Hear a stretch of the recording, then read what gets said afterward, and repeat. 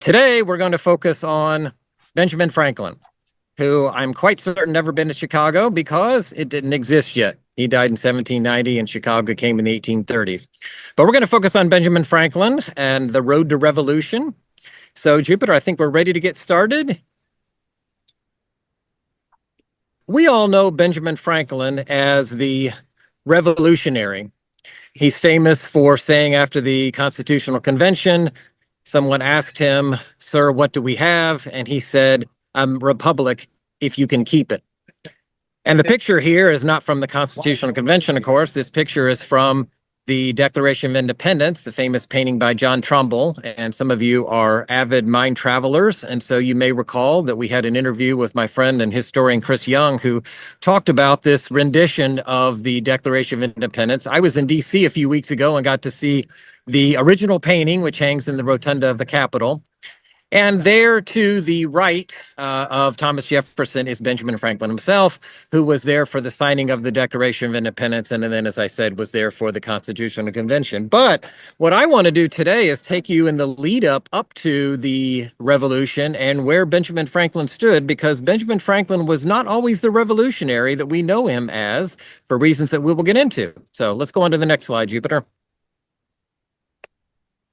Little bit of background. Some of you are familiar with my work on Benjamin Franklin, and so you probably recognize this painting and you may recognize some of these details, but let's just set the background briefly for Benjamin Franklin and how he was situated as we were leading up to the American Revolution. Born in Boston in 1706, 1723, when he's a teenager, he runs away from home and arrives in Philadelphia. Some of you have heard me tell that story before, but briefly, he's having trouble getting along with his brother, who runs the printing company that he's an apprentice to, and runs away from home without telling anyone. And so he makes it to New York, doesn't find work there, goes to Philadelphia, finds work there, and the rest is history. But before he spends much of his time in Philadelphia, he leaves not long after that and works for a printer in London because he gets a chance to set up his own print shop, or so he thought, because the governor of Pennsylvania promised him that he would set him up with some letters of credit. Franklin gets on the ship, travels all the way to London, and realizes that the governor never even gave him any letters of credit. And so Franklin has to make his way and land on his feet, as he often did. But the significance of that for us is not only are we getting a picture of Benjamin Franklin in the early years, but also this is his first time in London, and he's only a teenager at this time. So he is getting a taste of London, and he falls in love with London because Franklin is a city boy, despite what he tried to pass himself off as a country bumpkin, so to speak, when he was in France many years later. In London, he fell in love with the big city. He was from Boston, spent time in Philadelphia, and London really appealed to him. He's going to be in London for many years later in his career. But in 1726, he returns to Philadelphia, and in his early years, he forms the Junto, launches a printing business, publishes the Pennsylvania Gazette and the Poor Richard's Almanac, and engages in multiple civic improvements, from starting the first university there to starting a volunteer fire company, the first library. He's a very active civic citizen. So that's what he does over those 20 years. And in 1748, at the ripe old age of 42, he retires from printing. But Benjamin Franklin was never one to retire. He retires to something else, namely his electrical experiments and many other things, particularly working as a diplomat later on. 1752, building on that scientific work, he conducts his famous kite experiment, and that's the picture you see there to the right. And from 1757 to 1775, he serves as a colonial representative in Great Britain, so he gets a chance to go back to Britain. As I said, he spends 18 years there. And during that time, he's representing colonial interests, but he is really trying to patch up the British Empire. As he starts to see signs that things are crumbling, he's trying to patch it together, and we'll talk more about that. Well, what's he like as a teenager? As I said, he gets in a fight with his brother. This relief there, this sculptor relief that you see on the right, is an actual one that you can see in Boston on the Freedom Trail. If you're walking along there and you want to get a taste of Benjamin Franklin's early life, we think of him as a Philadelphian, but this is his early life. And so there he is working in his brother's print shop. And as I said, he was having a little trouble getting along with his brother. And you can imagine how this might have been, because Franklin, I assume, was probably not only a prodigy, but probably aware of how intelligent he was, aware that he was a prodigy, and his brother was no slouch. He started the New England Current and was a major journalist in his own right. But between the two of them, there were sparks flying, as you can imagine, an older brother and a young, precocious brother. And this is what Franklin wrote. A fresh difference arising between my brother and me, I took it upon me to assert my freedom. It was not fair in me to take this advantage, and this I therefore reckon one of the first errata of my life. But the unfairness of it weighed little with me, when under the impressions of resentment for the blows his passion too often urged him to bestow upon me. So his brother was actually striking him, he would get so angry. Though he was otherwise not an ill-natured man. Perhaps I was too saucy and provoking. And that's where we get that precocious young man who realizes, I suppose, how intelligent he was. He was already writing essays when he was a teenager. Those essays are so good that we still see them collected in anthologies, which is something all of us writers probably could aspire to, but not all of us are as talented as Benjamin Franklin. If you want to check some of them out, they're still worth reading, even though he wrote them as a teenager, and they're some 300 years old now. They're called the Silence Do-Good essays, and they hold up pretty well. He had a good sense of humor back then, and of course carried that sense of humor into the rest of his life. So there he is in Boston.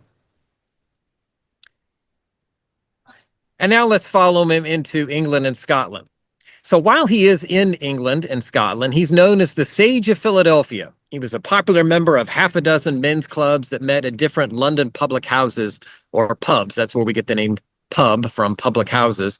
And as I said, he was a city boy. He enjoyed the interactions in the city. He enjoyed all of the culture there. He enjoyed the opportunities to have lively conversations with other intellectuals. And it's not really that surprising. He had belonged to a half dozen men's clubs, because remember, he had started the Junto back when he was in his 20s. And if you're not familiar with it, if you haven't heard me give this one of these lectures on Benjamin Franklin before, the Junto, in Spanish we would pronounce it the Junto. I studied Spanish many years ago, and so it's a little hard for me to say Junto, but we suspect that's probably the way that he pronounced it.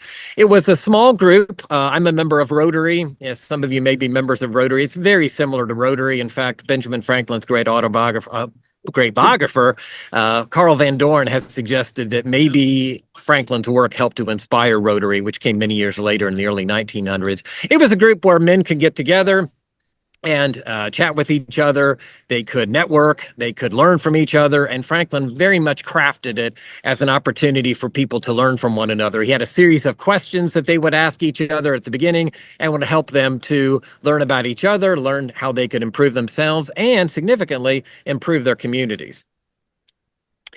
At one point, he gets to go to Scotland, and he writes very famously, on the whole, I must say, I think the time we spent there was 6 weeks of the densest happiness I have met with in any part of my life.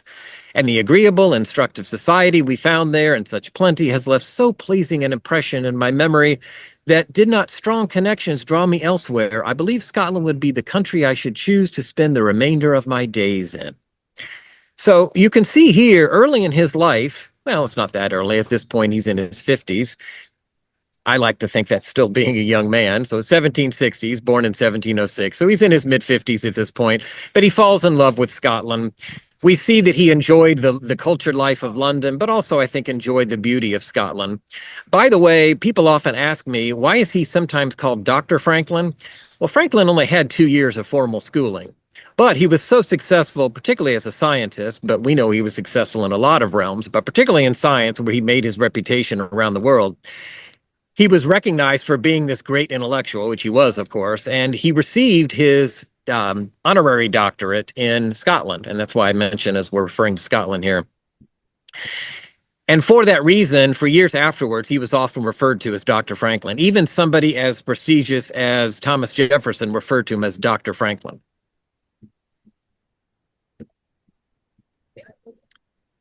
You may recognize this. It's a pretty well-known political cartoon. Franklin actually drew this or created it. We're not sure if he actually drew it himself. He may have taken the idea from somebody else and drew it up, or printed an existing drawing. But in any case, this is his political cartoon in the sense that he published it back in the 1750s. So this is long before the American Revolution.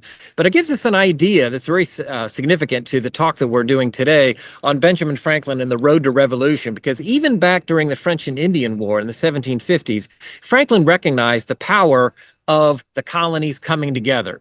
And you can get a sense of that from the title here, Join or Die. And of course, it's a picture of a serpent or a snake. And you see the abbreviations there, NY for New York, NJ for New Jersey, M for Maryland, and so on.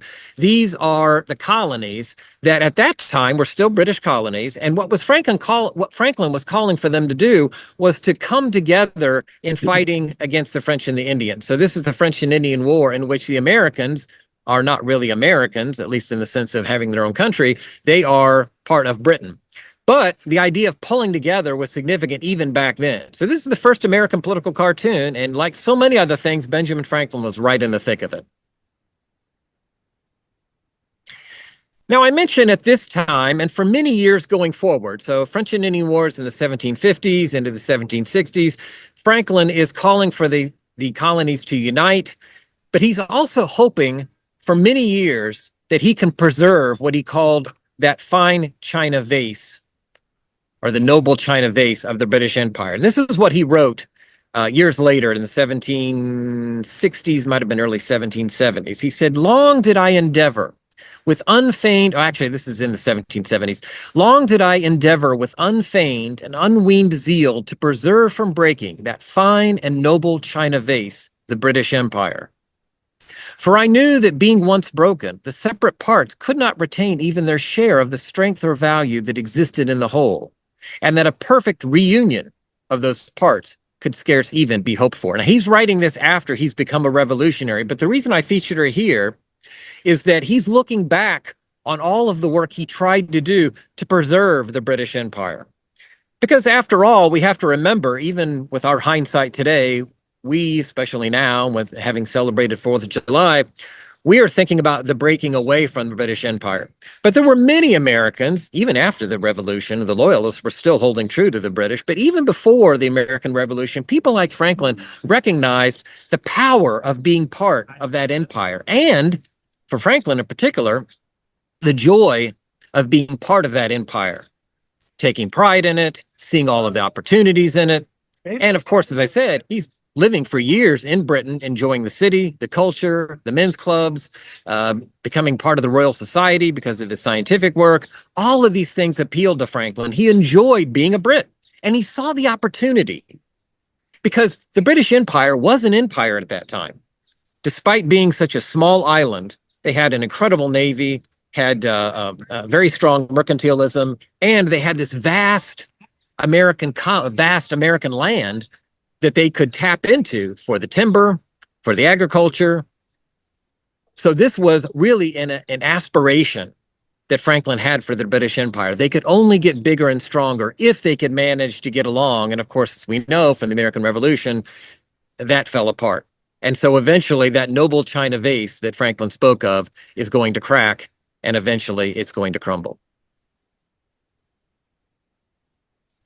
Well, part of the beginning of the end was the Stamp Act, and I won't give you a whole history of the Stamp Act. Most of you are probably familiar with it. This was 1763 or 1765, and this was one of the breaks that took place because I mentioned the French and Indian War. The British were trying to recoup the costs of the French and Indian War. It's a very expensive endeavor, and as some British people saw it, this was the Brits protecting the Americans from the French and Indians and preserving them in a way. And so they felt that all of that money that they spent needed to be recouped in some way.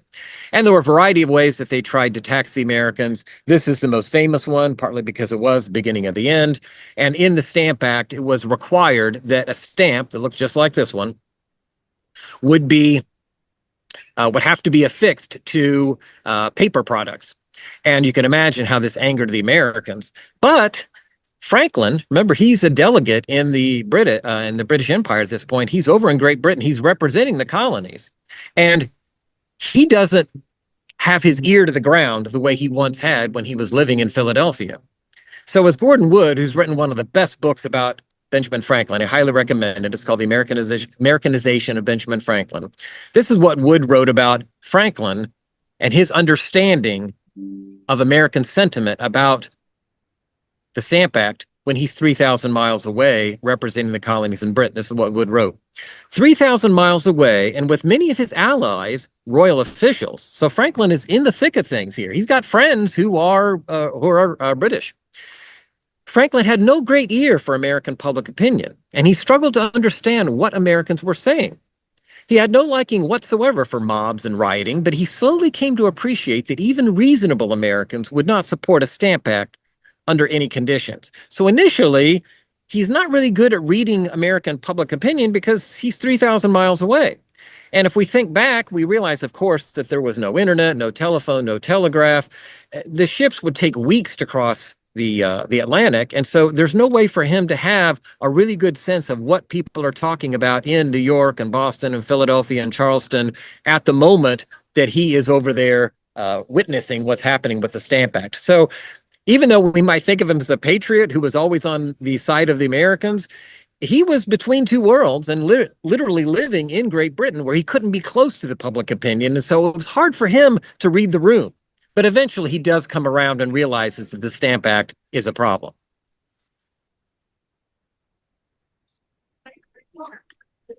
Well, I have to set this one up with a little bit of background. It's kind of a complicated story, but I'm going to boil it down a little bit. Franklin, again, is trying to preserve the noble china vase. He's still not on the side of Great Britain. He's on the side of the British Empire, and Americans are part of the British Empire. So here's what happened.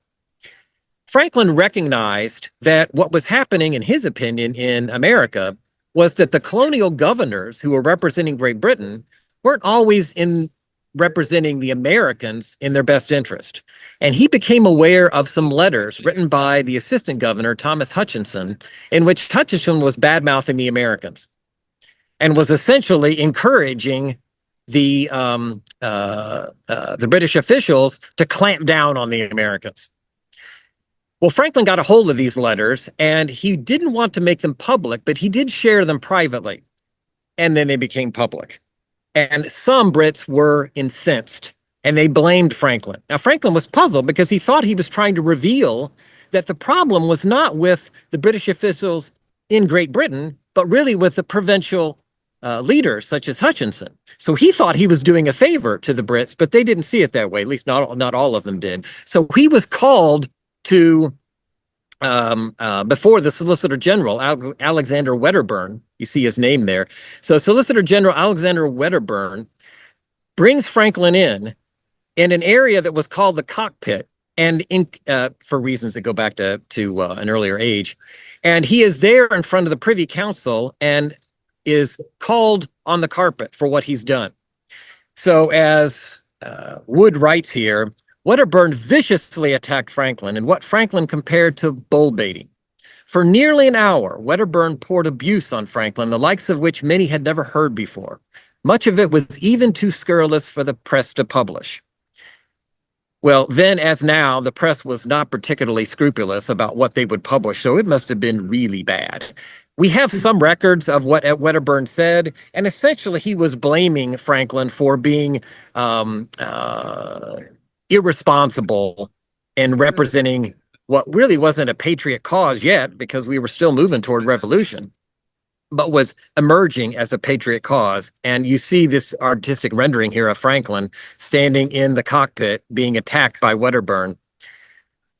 Reports, of course, we have no video of it, and we don't have a lot to go on here, but apparently, according to reports, Franklin stood stock still without moving a muscle as Wedderburn dressed him down.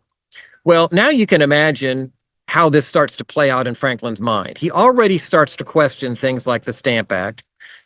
He is passionate in representing the Americans, but now that he's been dressed down and ridiculed, that could have been, I think Gordon Wood believes, that was the beginning of the end. This is where Franklin starts to turn from trying to preserve an empire to fighting that empire.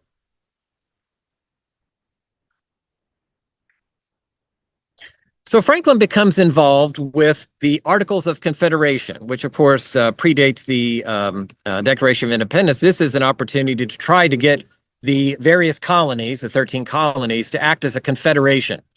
Now, we think of ourselves as American, whether we're from Virginia, Indiana, Illinois, But back then, as some of you know, the colonies really recognized their allegiance to their own colony more than they did necessarily an entire set of colonies or a confederation. So someone had to try to bring them together, and Franklin played a role.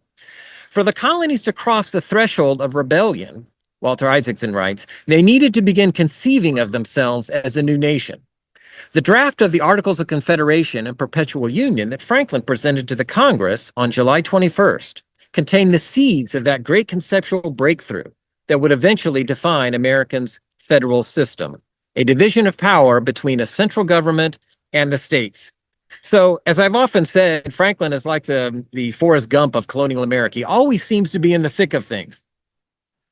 And so, in this case, he is in the thick of things of presenting the Articles of Confederation, bringing the colonies together, and eventually, of course, they're going to fight for their independence as a nation.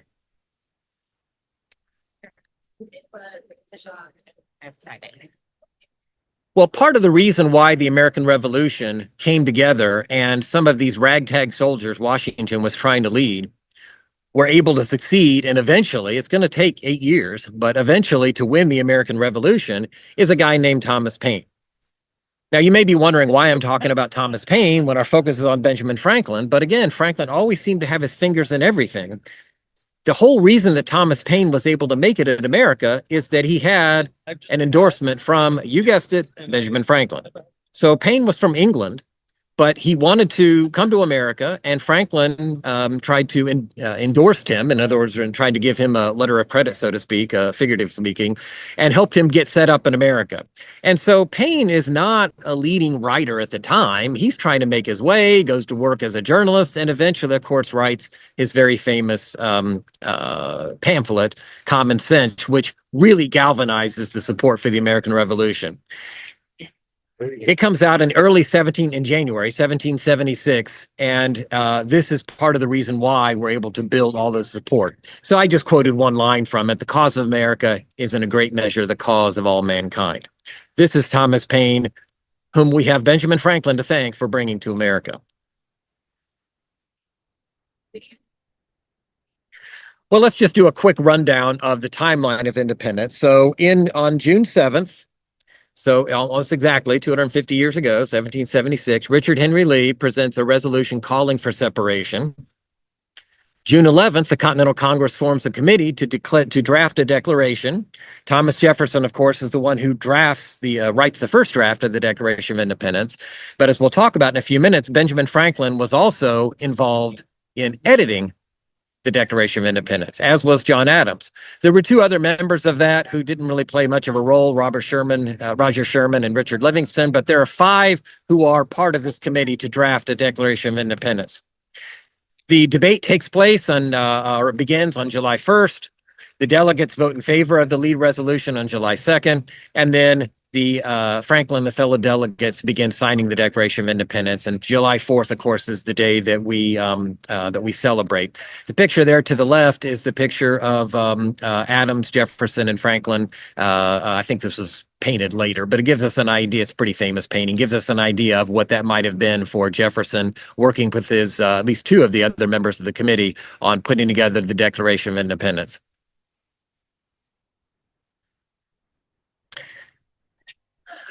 But first, it had to be edited. So a little bit of background on this. Thomas Jefferson writes the first draft. Jefferson is a brilliant writer, of course. I would argue that Franklin was the better writer, but I say this half jokingly, but maybe half seriously. I have to wonder whether Franklin would not have been the best choice, because Franklin often he could write seriously, but he often wrote satirically, including things about the American Revolution. He wrote some famous satires of the Brits. So I have to wonder a little bit whether Franklin wouldn't have been the best choice, because he wouldn't have taken as seriously as Jefferson. Jefferson was a pretty serious guy. Now, Jefferson's much younger. He's about half Franklin's age. He's 33 when he writes the Declaration of Independence. He writes the draft, and then he shares it with a variety of people to give him some feedback. And one of those people he asked to give him feedback was Benjamin Franklin. So on the left side is a picture of a letter, and this is a letter I actually got to see in person. Very exciting when I was in Philadelphia with some folks leading the Founders in Philadelphia trip back in April. And by the way, if anybody's interested, we're planning on doing that again in the fall. But while we were there, we went to the museum of the one of the museums there, and they had American Philosophical Society Museum, and they had the original letter that Thomas Jefferson wrote to Benjamin Franklin asking for him to have a look at the Declaration of Independence as he had drafted it. And I'm going to read the handwriting here. I've read this many times. Let me make sure I can get the words right. The enclosed paper has been read with some small alterations approved of by the committee. So remember, it's a committee of 5 people. And Jefferson writes, will Dr. Franklin be so good as to peruse it and suggest such alterations as his more enlarged view of the subject will dictate? That's the key sentence here. And I think it's very interesting for a number of reasons. One is that that Jefferson recognizes that even though he was a genius and certainly knew politics and knew political philosophy, he had the intellectual humility to turn to somebody who was a senior to him, much older than he was, but also someone who had lived in England for many years and had been in the thick of things for many years in American politics. He'd been a delegate to Great Britain for the colonies. And Jefferson had the humility to say, Franklin, have a look at this draft and tell me what you think. A couple of side notes here. It's also interesting to me that Jefferson misspelled Franklin's name. And as far as I know, Franklin never corrected him. So you can see it there at the top. And then again on the second line that he spelled Franklin with a Y. Back then, spelling wasn't quite as important as it is today, or at least it was harder to standardize because they didn't have dictionaries, as many dictionaries as we have today.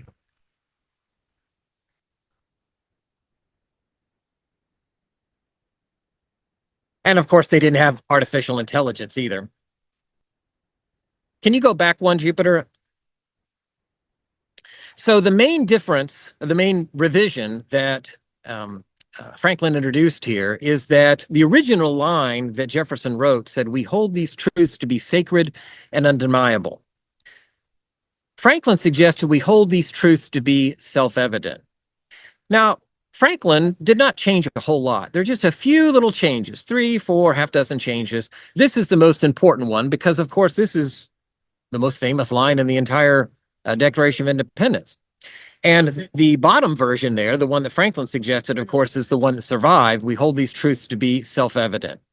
If you'd like to read more about this, I won't go into great detail now, but Walter Isaacson, who's famous for writing a number of biographies, Steve Jobs and Albert Einstein, but he also wrote one of Benjamin Franklin. It's one of the first ones that he wrote.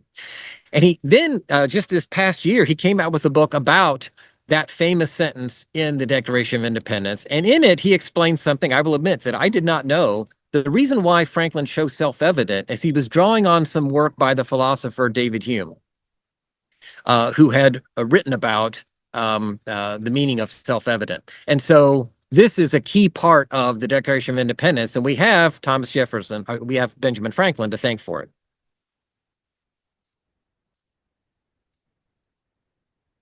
Well, eventually, Franklin is going to become a diplomat representing the American cause. So again, he was trying to preserve the vase. Eventually, he sees that it's coming apart. He sees the Stamp Act.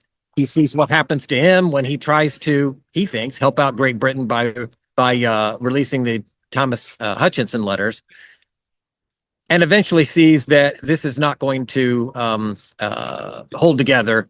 He's embarrassed in front of Wedderburn in the cockpit, and eventually he turns. And you often hear the phrase, the conversion, the passion of the convert. Well, Franklin was exercising the passion of the convert. When he turned around and became a patriot, it's been said he became one of the most passionate of patriots.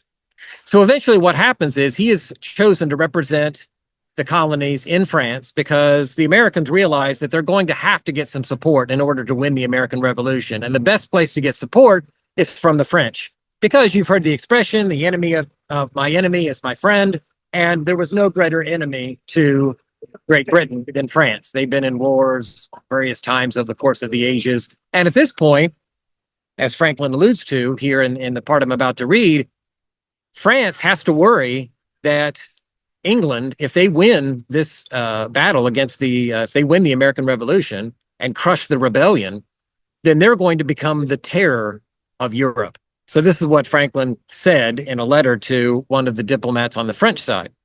The possession of those fertile and extensive regions and that vast seacoast. So now he's talking about the American colonies, which of course are just along the eastern seaboard. But if America expands, as it will later on after Jefferson becomes president, if it expands, this is an extensive region with a vast amount of natural resources that the Brits are going to be able to exploit to their advantage and to the disadvantage of the Americans, to the French.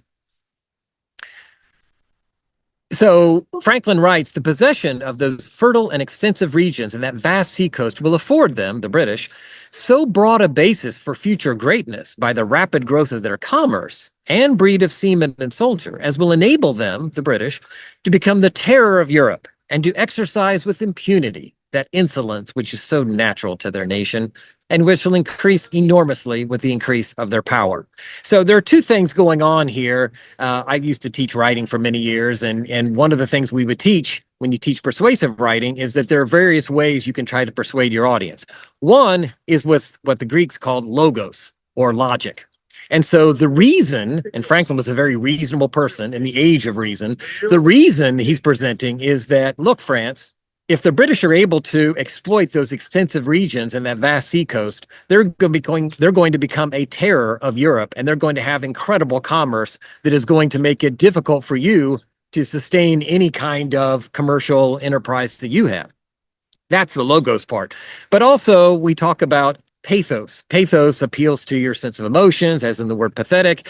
And the little dig that he gets in here at the end, I think, is part of his pathetic argument, so to speak, to the French, to say that, you know how those Brits are, they're going to exercise with impunity that insolence, which is so natural to their nation. So he gets a little dig in at the British, but more importantly, what he's trying to do is arouse the emotions of the French. And eventually he's going to succeed.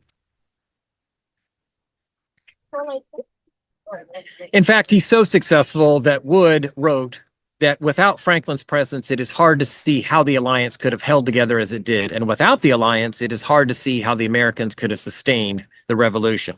And in fact, another historian wrote that Franklin's diplomatic victory there in securing support from the French was the greatest that the United States has ever achieved.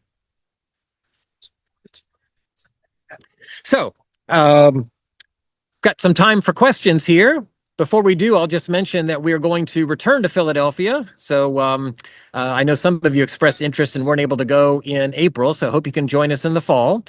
We have not set the dates yet because I want to try to accommodate everybody's schedules, and it'll be a small enough group that I think we can. So you can email us or simply go to mindincline.org, and I'll have Jupiter jump in here in a minute and explain how you can do that. Chris is going to join me again. Those of you know Chris Young, my historian friend, and we make a good team because I focus on Franklin, and Chris is a historian who focuses on the early Republic and the American Revolutionary period, and he's also a Jefferson expert. So between the two of us, we can cover a lot in Philadelphia.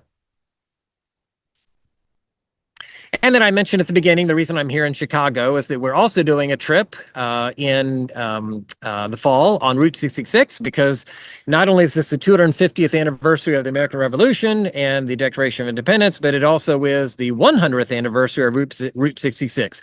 So again, we have not set the dates for that one, but if you let us know you're interested, we'll try to work around your schedule and schedule that one for probably early October or possibly November. And we will start in, we'll probably wind up leaving from Kokomo, if any of you have access to Kokomo, if you're nearby. But if you're not in Kokomo, we will meet you in Chicago, and we will do the Illinois stretch of Route 66, and we'll see some of the kitschy things and tourist destinations and stop at a diner or two and really get a feel for Route 66. So you can go to mindincline.org, or you can email us at office@mindincline.org. So Jupiter, you can take down the slides now. We'll have a chance to have some conversation.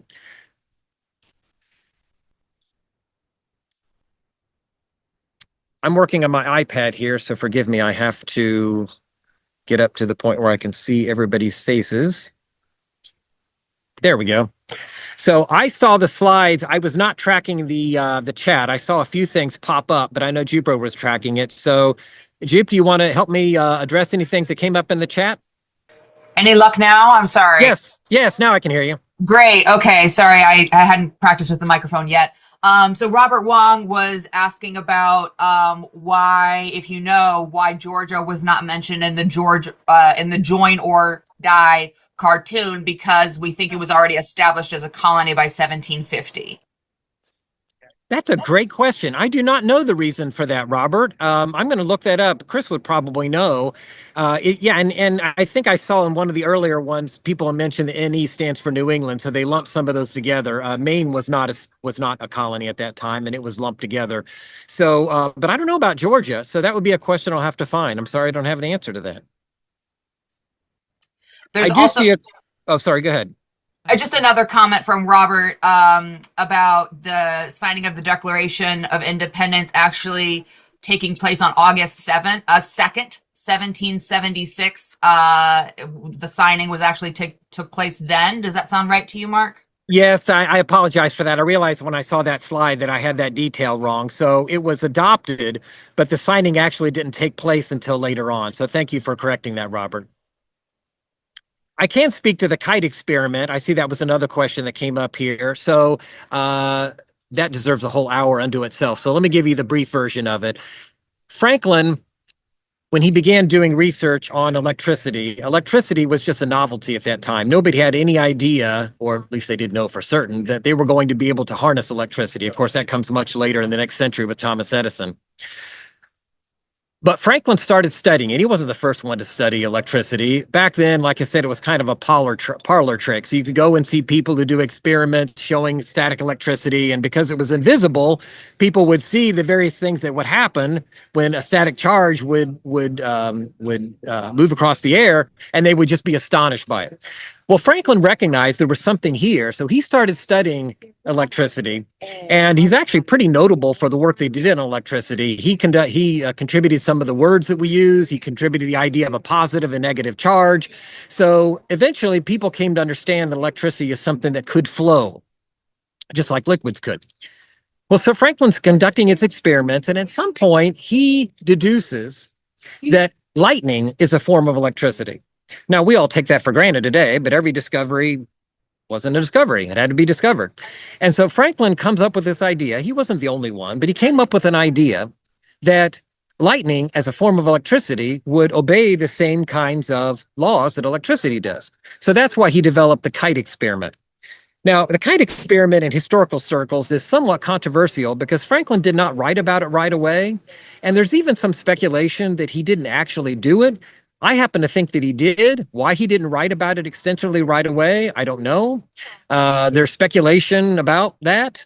But in essence, what he was right about, whether he conducted the kite experiment as it was described or not, what is true is that he recognized, because when he flew the kite with essentially a miniature lightning rod at the top of it, you don't have to have lightning strike. All you need to do is to have the electrons travel between the electrical charges and the kite, or the lightning rod attached to the kite.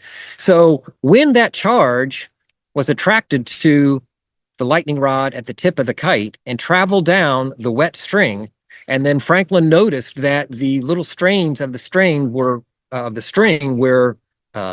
sticking up. And then he was able to move his finger close to the key that was attached to the bottom, which is a conductor, obviously. And he saw a little bit of an electrical charge. He was able to demonstrate that lightning is a form of electricity. Now, again, that might seem like a novelty to us, but the reason that that's so important is that many people believe that lightning was simply a supernatural force that was exercised by God to punish people. It's helpful to remember that Franklin grew up in Boston, and Boston was very much a Puritan, still influenced by the Puritans, particularly by a guy named Cotton Mather, who was a giant of an intellectual. And so this belief that lightning was simply a supernatural force that was inexplicable or was a divine force is something that Franklin helped overcome by showing that it was a natural force that therefore could be understood. And eventually, of course, we understand that we can control it.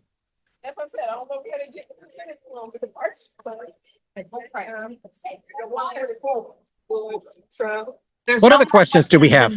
There's no more questions in the chat yet, but I also want to invite anyone who's comfortable to turn their camera on, because Mark did want me to take a screenshot of this Zoom lecture. And just as another mention, we have recorded this Zoom lecture and we will put it on YouTube and Substack, and we'll be sending out that link so that if you know anybody who's interested in this subject, that you can share this lecture with them and they can enjoy it as well, this free lecture.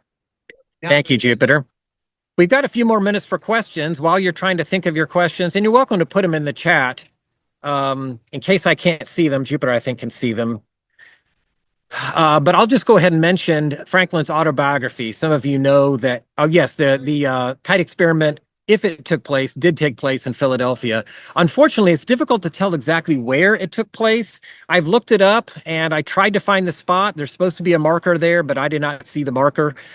So that's where it took place. He was still in Philadelphia at the time. This is in the 1750s. I'm going to say a word about the autobiography because, first of all, it's a wonderful book and I encourage you to read it. But if you're interested in Franklin's role in the American Revolution, you're not going to see it in the autobiography, because Franklin started writing the autobiography in 1771, when he was in his 60s. And he got pulled away from it because of the American Revolution. In fact, there's a funny line. I don't know that he meant it to be funny, but those of you who read the autobiography, and I'm a scholar of the autobiography, he wrote it in 4 parts. So he started it in 1771 when he was in rural England and had a chance to have a few weeks of leisure, and he sat down and started writing his autobiography. The reason we know that is he actually explains all of that in the first paragraph, and he addresses it to his son. There's controversy about whether he really intended it for his son or did he just write it that way, but it literally begins, "Dear son," and then he talks about having some time that he can write his autobiography. Well, he only has so much time, and then years pass. And when he begins part 2, he explains that, oh, sorry, I got pulled away by this thing called the American Revolution. So I don't know if he meant for that to be comical, but it's kind of funny for us to think that, yeah, he didn't have time to be writing his autobiography because he was busy with the American Revolution. But he does pick it up again and starts writing another part. So part 1 takes him through his early years when he is working as a printer, when he runs away from home, etc. And then part 2 is at least as important, maybe even more important. And part 2 is where he writes about how he has his plan for achieving moral perfection. And some of you probably heard me write about this. If you've read some of my columns about this. This is where he lays out his 13 virtues that he's going to try to achieve. Then he gets distracted again, picks it up again in part 3. Part 3, to be honest with you, is a little on the dull side, but if you want to see what he was doing with the French and Indian War, you can read part 3. And then alas, part 4 is extremely short. It's only about a page long because he dies before he can finish the autobiography. Any other questions? Yeah, I really, I mean, that's Well, I'm delighted you were able to join me today. I hope you enjoyed learning a little bit more about Benjamin Franklin and the road to revolution. And I'd love to see some of you in Philadelphia or here in Chicago for Route 66. You know how to reach us. Just go out to mindandklein.org and we'd love to see you there. Thanks, everybody. Have a good rest of your day. Good to see you, Mark. Good to see you too.